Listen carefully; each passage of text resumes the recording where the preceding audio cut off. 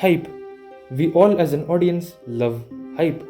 Seeing a crazy, well animated fight, a lore drop, an introduction of an important character, a conversation which is intense, a gathering of all the important characters, a war, etc.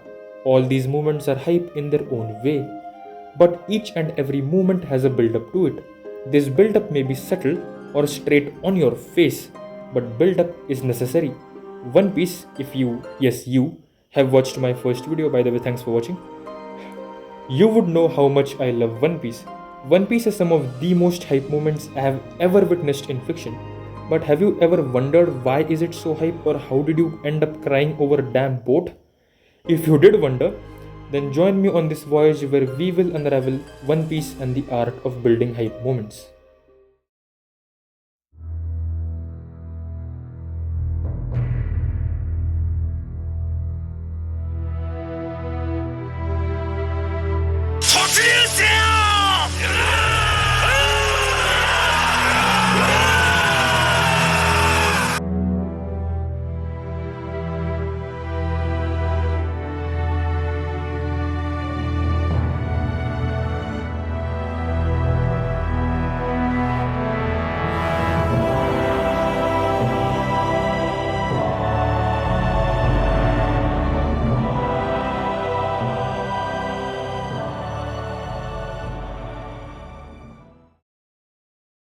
When we think of early One Piece, what scene or moment do you remember the most?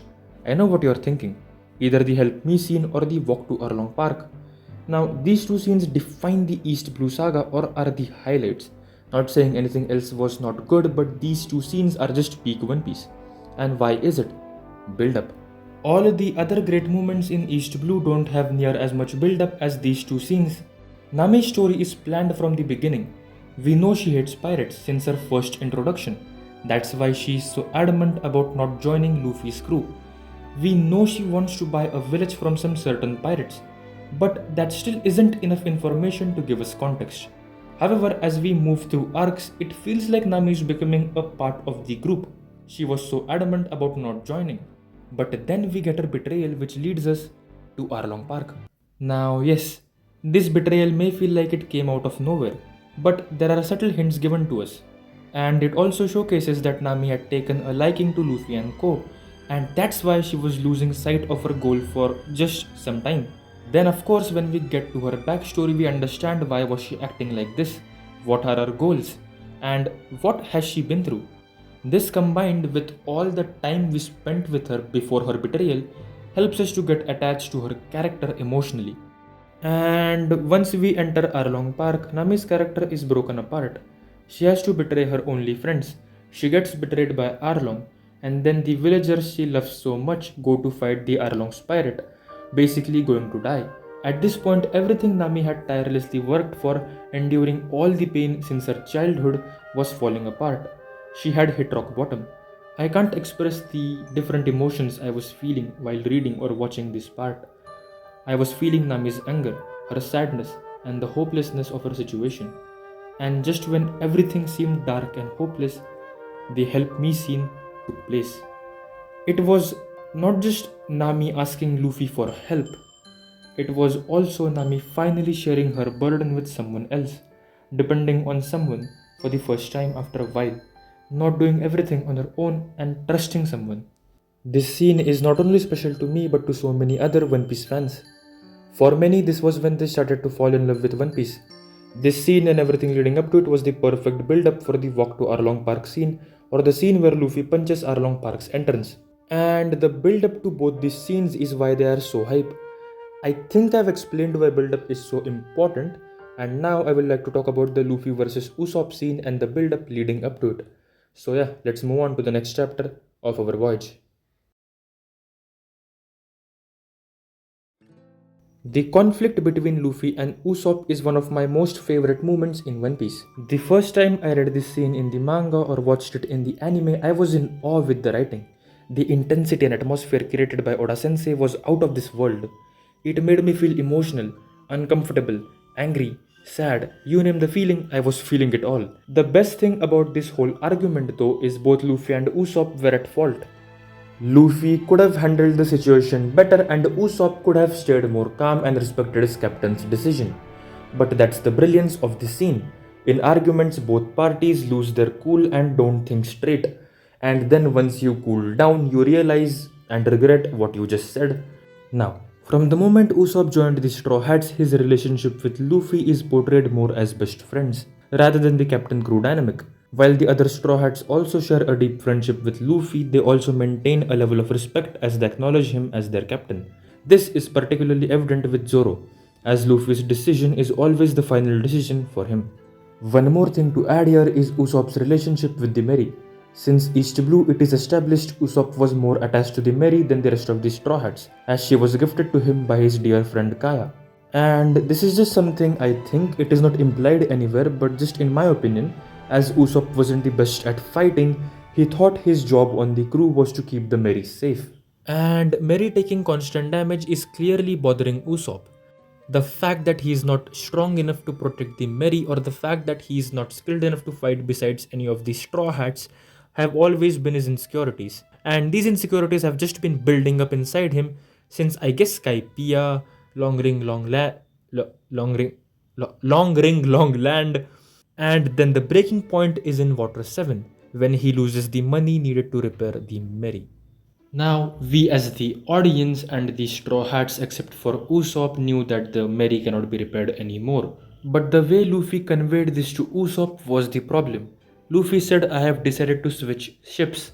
This made Usopp think that because he lost the money, the Merry cannot be repaired anymore, which obviously wasn't the case. And then when Luffy did reveal the actual truth, that the Merry cannot be repaired anymore, Usopp felt that Luffy is replacing the Merry just because someone else said she was beyond repair. This is what Usopp's own insecurities are about. This is what he was afraid about. And after losing the money, these insecurities had increased. And the moment where Luffy lost his cool and was about to say to Usopp to get off the crew, that was the nail in the coffin.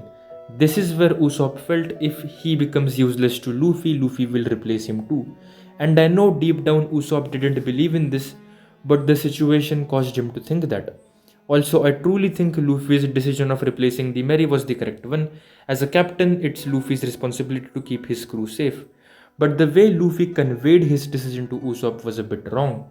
And also the overall situation of Usopp losing the money, him feeling that he is useless to the crew, everything leading up to this whole conflict was also the reason it led in Usopp leaving the crew and it led in the whole argument itself. So, as I said previously, in arguments both parties are wrong. One more thing about this whole scene is the subtle personality traits of each Straw Hat shine in this whole conflict. And all of this was possible due to the amount of build-up this scene got. And the amount of build-up this scene got is why it was so good and emotional and heartbreaking. Again, if you remove all the build-up leading up to this scene, this whole argument would have felt like it came out of nowhere. The build-up is what made it feel so natural. And this whole conflict will always be so special to me because I can relate to Usopp here as I have my own share of insecurities and fears myself. That's why I can completely understand Usopp's actions here. Not saying that his actions were all correct, as Zoro said, a crewmate should respect the captain and his decision, which is absolutely true. But I can still understand and feel Usopp's feelings and pain. Oda Sensei's portrayal of someone facing his inner fears and insecurities is so well done and realistic. This scene and Usopp's character taught me to acknowledge my good qualities, accept my flaws, apologize for my mistakes, and face my fears. Anyways, before this video becomes a character analysis of Usopp, let's move on to the last chapter of our voyage, the build-up to the final saga of One Piece.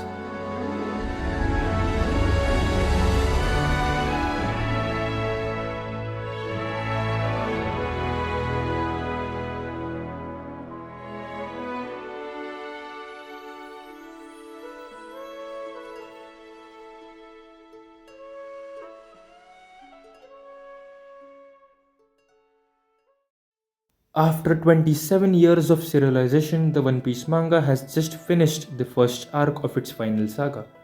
And honestly, Egghead Island is one of the best arcs of the whole story so far for me. From the fights to the reveals, the emotions, the hype, the butt panic.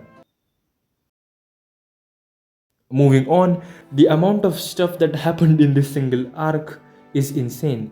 Characters who had been given years of build up finally show their true powers. Reveals which may recontextualize the whole story. And Kuma, oh dear Kuma, he needs a whole another video. But Egghead Island is a very interesting arc, as it was so good due to all the build up it had, and the future arcs will even be crazier due to the build up that was done in Egghead Island itself. The amount of hype we felt during the outside of Egghead stretch is only due to the build up and setup. Years of build up and setup to be precise. Seeing the Reverie flashback, the Emu stuff, Galaxy Impact, Divine Departure, it was so surreal to witness. All these characters, which we know are very important to the plot of One Piece, do something crazy for the first time, and it was just insane to witness this for the first time. And this sets up the stage for the final saga of the story as well perfectly. And the fact that all the characters, the thousands of characters which Oda Sensei has crafted over the course of 27 years, have a crucial role to play in the final saga of One Piece is just insane. That just shows that Oda Sensei creates each and every character with a purpose in mind, and he builds up each and every character with the plot of the story, and that's why build up is so important. And the fact that we can go for like 10 to 12 chapters without even featuring the Straw Hats, the main characters, and be like, this is the best One Piece has ever been, is only due to the build up. And that's why I truly think build up evolves the hype moments even more and makes the emotional scenes hit even harder. With this, I would like to conclude my second video, and I know there are many other scenes which can be mentioned in this video as well, but I'm going to wrap this up for now. I hope this was an improvement over my first video and this was fun to watch. But yeah, thanks for watching. Peace out.